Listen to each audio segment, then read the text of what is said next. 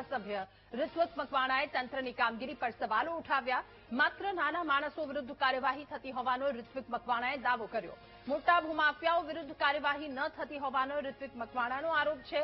નાના ટ્રેક્ટર ચાલકો, ટ્રક ડ્રાઈવરો, મજૂરોને ટાર્ગેટ કરાતા હોવાનો આરોપ તેમણે લગાવ્યો. મોટા ગેરકાયદે ખનનકારોની સામે કાર્યવાહી ન થઈ હોવાનો આક્ષેપ તેમણે લગાવ્યો છે.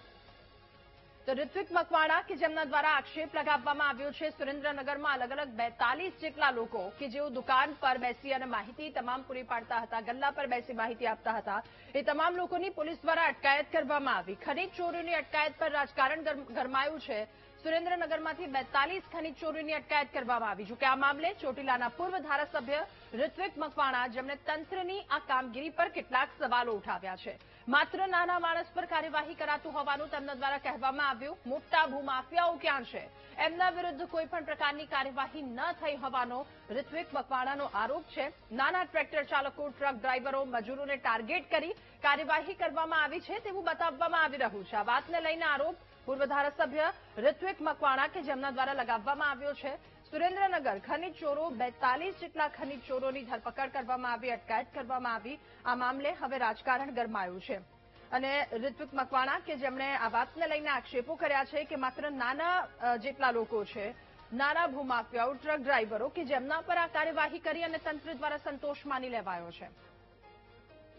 સૌથી વધારે ચોરી સરકારી વિભાગો, સરકારી કોન્ટ્રાક્ટરો અને સરકારમાં બેઠેલા અધિકારીઓ કરે છે. થાન વિસ્તારની આસપાસમાં જેટલી પણ કોલસાની ગેરકાયદેસર ખાણો ખોદાય છે, અહીંયાના નાના છોકરાઓને ખબર છે કે 1.5 લાખથી પોણા 2 લાખ રૂપિયાનો હપ્તો જાય છે. તો ખનીજ માફિયા તો એ લોકો છે. એની વિરુદ્ધ કાર્યવાહી કરવાને બદલે નાના કોઈ ફોનમાં માહિતી આપનારા કે બીજા ત્રીજા નાના માણસોને પકડી અને વાહવાહી લૂંટવાની આ જૂની સિસ્ટમ છે. આમાંથી બહાર નીકળવું જોઈએ.